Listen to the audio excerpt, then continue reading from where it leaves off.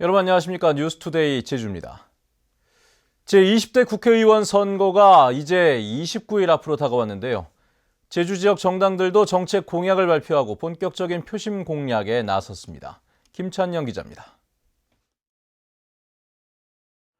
이번 총선에서 제주 지역 유권자는 49만 6천여 명. 유권자들은 하나같이 정책을 통한 깨끗한 선거를 희망했습니다. 자기 그 지역 주민이랄까 아니면 국민을 위해서 뚜렷한 정책을 내세워서 일할 수 있는 그런 분이 돼야 되겠죠. 지역 정당들도 주요 공약을 발표하고 정책 선거를 약속했습니다. 새누리당 도당은 제2공항 조기 건설을 위한 대책 마련과 제주 신항개발 추진, 국가 전략 산업으로 전기차 인프라 선정과 육성을 내세웠습니다. 국내외 투자 자본과 이익 공유의 문제, 제주의 가치를 보존을 위한 난개발 문제, 부동산 지가 상승에 의한 서민들의 어떤 주택 문제. 더불어민주당 도당은 환경 보존을 위한 특별법 개정과 주택 분양가 제한, 공공기관의 도민 고용 확대 등을 공약으로 밝혔습니다. 말로 한 정책은 실천되는 정책으로 이어나갈 수 있도록 더불어민주당에서는 열심히 하겠습니다. 정의당 도당은 오후 5시 칼퇴근제 도입과 부동산 거품 제거 대책, 보존 중심의 특별법 개정을 핵심 정책으로 제시했습니다. 서민들 그리고 고통받는 노동조합 농민들 그리고 지금 누구보다 빈곤층으로 전락하고 있는 자영업자들 그분들을 저희는 같이 껴안고 그분들이 더불어 살아갈 수 있는 그런 대한민국을 만들고 싶습니다.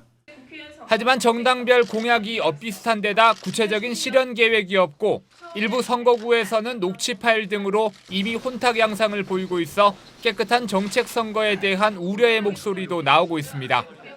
MBC 뉴스 김찬년입니다. 더불어민주당의 20대 총선 경선에서 3선인 김우남 국회의원이 탈락했습니다.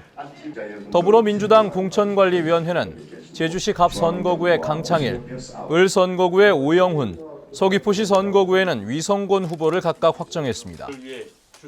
한편 새누리당은 제주시 갑 선거구의 양치석, 제주시 을 선거구에는 부상일 후보를 확정하고 서귀포시 선거구는 오늘 중 발표할 예정입니다.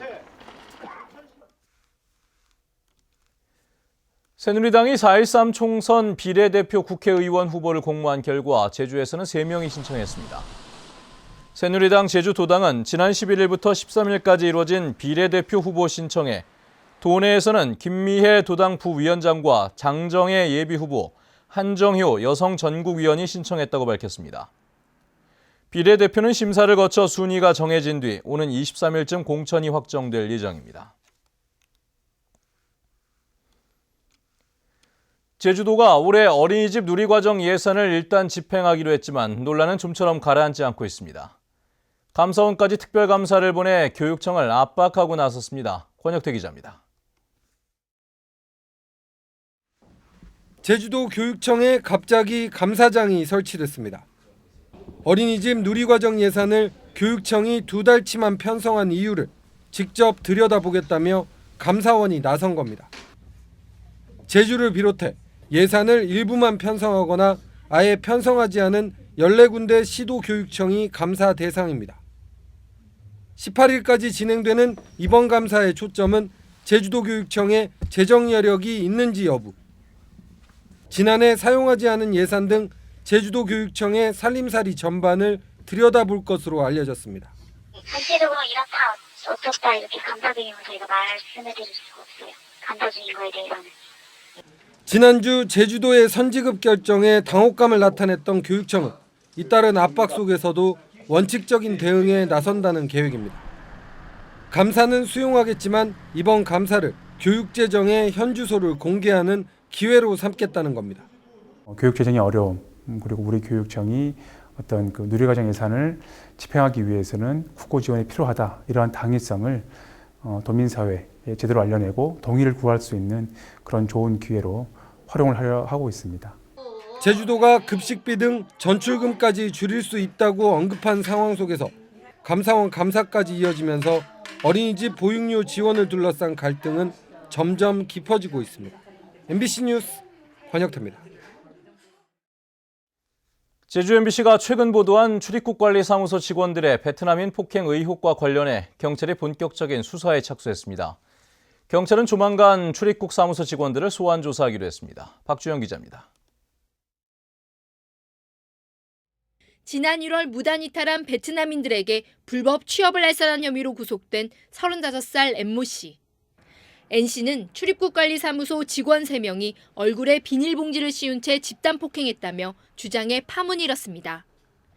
제주 동부경찰서는 최근 이번 사건을 지능수사팀에 배당하고 수사를 시작했습니다. 출입국 사무소 직원들의 폭행 의혹이 사실로 드러날 경우 독직폭행 혐의를 적용할 수 있다고 밝혔습니다. 독직폭행은 인신구속에 관한 직무를 하는 사람이 직권을 남용해 감금하거나 폭행한 경우 적용되며 사람을 다치게 한 경우 1년 이상의 유기징역에 처해집니다. 조만간 제주교도소에 수감된 N씨와 한국에 있는 가족들을 조사한 뒤 출입국 관리사무소 직원들을 불러 조사한다는 방침입니다. 경찰이 빨리 조사해 주셔서 좋아요. 동생이 폭행 빨리 밝혀 좋겠어요. 이에 대해 출입국관리사무소는 N씨를 폭행한 사실이 없고 경찰의 수사 착수 여부에 대해서는 아는 바가 없다고 밝혔습니다. 베트남인 폭행 의혹에 관해 경찰이 본격적으로 수사에 나서면서 수사 결과에 따라 적지 않은 파장이 예상됩니다. MBC 뉴스 박주연입니다. 제주에서 발생한 전기차 급발진 주장 사고와 관련해 교통안전공단이 재조사에 나섰습니다.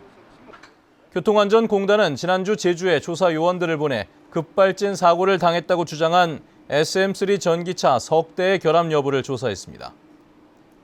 이번 조사는 제조업체인 르노삼성의 조사 결과를 신뢰할 수 없다는 피해자들의 주장에 따라 제주도가 국토부의 요청에 이루어졌습니다. 제주지방경찰청이 30여 년 만에 새로운 청사를 짓기로 했는데요. 2년도 안 되는 사이에 청사 부지를 2차례나 바꿔 오락가락한다는 비판이 일고 있습니다. 이소영 기자입니다. 지난 1980년 제주시 연동에 들어선 제주지방경찰청. 30여 년이 지나면서 노후화와 공간 부족으로 신청사 필요성이 꾸준히 제기됐습니다. 이에 따라 경찰은 지난 2014년 8월 제주시 노형동의 옛 제주해양경비단 부지에 신청사를 짓기로 했습니다. 하지만 경찰은 지난해 6월 현 청사를 허물고 신청사를 짓겠다며 기획재정부에 보고했습니다. 해양경비단 부지가 시가지와 떨어져 있는 데다 건축물 높이가 15m로 제한됐다는 게 이유였습니다.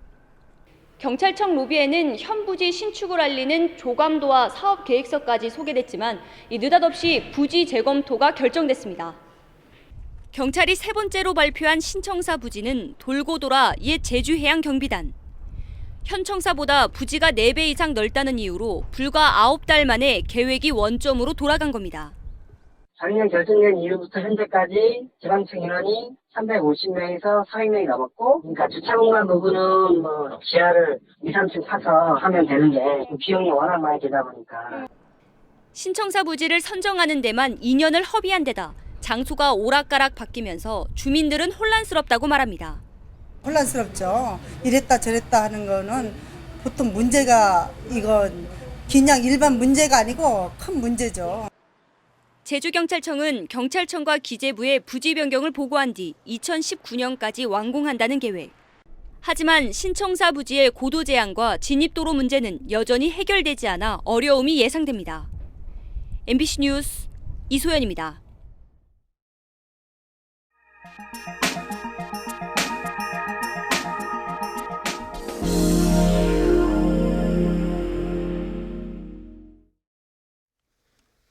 다른 지역에서도 귀농 인구가 꾸준히 늘고 있지만 마땅히 살 집이 없어 초기에 정착에 어려움을 겪는 분들이 많죠. 농촌의 빈집을 리모델링에 도움을 주는 제도가 좋은 반응을 얻고 있다고 합니다. 대구 MBC 박지영 기자입니다. 경기도 용인에서 8년간 회사원으로 일하다 한 달 전 성주로 귀농한 박철호 씨. 직장 스트레스에서 벗어나고 3명의 자녀와 더 많은 시간을 갖기 위해 귀농을 선택한 박 씨는 귀농 초기 보금자리 마련이 가장 큰 골칫거리였습니다. 이런 가운데 농촌에 방치된 빈집을 수리해 귀농인에게 무상으로 제공하는 귀농인의 집을 알게 됐습니다. 제가 이제 앞으로 이뤄 나가야 될 어떤 농사나 아니면 집을 또 마련하고 하는데 같이 가족과 이렇게 살 수 있다는 것 자체가 굉장히 이제 정착하는 사람의 입장에서는 큰 도움이 이제 되고 있습니다. 집을 구하기 쉽지 않은 귀농인들은 최대 1년간 이곳에 머물면서 농촌 체험과 영농 기술 습득, 마을 주민과의 교류 등을 통해 안정적인 정착을 하게 됩니다.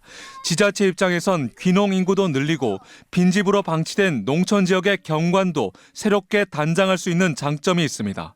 귀농인들의 집을 확대 보급하고 또 5가구 이상 함께 귀농하는 사람들에 대해서는 도로 포장, 또 상하수도 시설 이런 인프라들을 제공을 할 그럴 계획입니다. 경북 지역 7개 시군 24곳에서 운영되고 있는 귀농인의 집, 귀농인과 지방자치단체 모두에 도움이 되는 일석이조의 효과를 거두고 있습니다. MBC 뉴스 박재영입니다.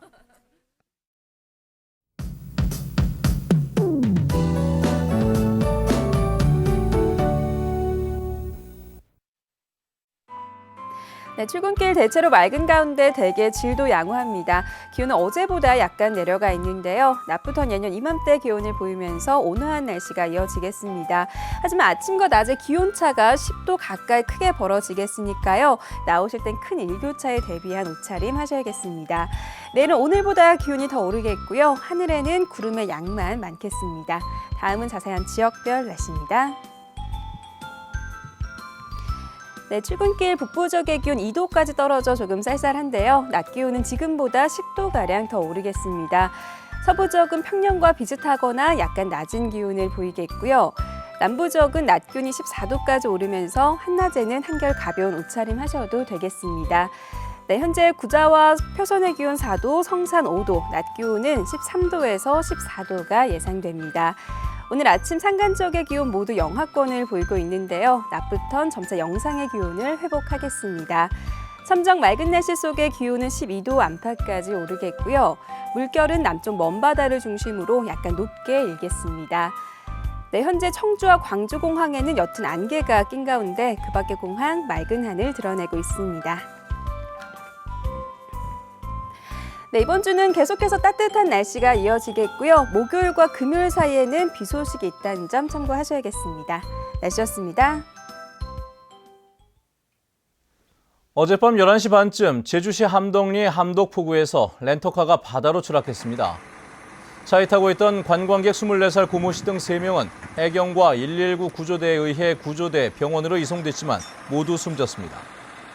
해경은 목격자를 상대로 정확한 사고 경위를 조사하고 있습니다. 제주도청 공무원들이 업무 시간에 폭행 사건을 일으켜 무리를 빚고 있습니다. 제주도에 따르면 보건복지여성국 소속 55살 A씨와 부하 직원인 58살 B씨는 지난달 24일 오후 중앙부처 업무보고 자료 작성 문제로 말다툼을 하다 몸싸움까지 벌였습니다. 제주도 감찰 부서는 사실 확인에 나섰으며 조만간 인사처분을 할 예정입니다. 최근 수사기관을 사칭한 공문서를 보내는 금융사기가 발생해 주의가 요구됩니다. 제주지방경찰청은 검찰과 경찰 등을 사칭한 출석 요구서에 적힌 전화번호로 연락하게 한 뒤 보이스피싱을 유도하는 사례가 빈번하게 발생하고 있다고 밝혔습니다. 지난해 12월에는 검사를 사칭한 사기범에게 제주의 피해자가 통장에 현금을 모두 인출한 뒤 전달하는 사건이 발생하기도 했습니다. 재산 상속 등을 유리하게 하기 위해 숨진 부모의 인감증명서를 대리 발급받은 자녀들이 무더기로 적발됐습니다. 제주도는 지난해 부모의 재산 처리를 쉽게 하거나 유리하게 할 목적으로 인감증명서를 허위로 발급받은 21건을 확인해 경찰에 수사를 의뢰했다고 밝혔습니다. 제주도는 사망자 명의로 된 재산을 처분할 때는 사망 신고 후 법적 상속 절차를 밟아야 한다며 주의를 당부했습니다. 중문 골프장에 대한 재산세 중과세 처분에 하자가 없다는 판결이 나왔습니다. 대법원 민사일부는 한국관광공사가 제주도를 상대로 낸 부당 이득금 반환 청구 소송 상고심에서 원고의 청구를 기각했습니다. 한국관광공사는 중문골프장이 회원제 골프장으로 등록됐지만 실제로는 대중골프장으로 운영된 만큼 재산세 39억 원을 물린 것은 부당하다며 소송을 제기했었습니다.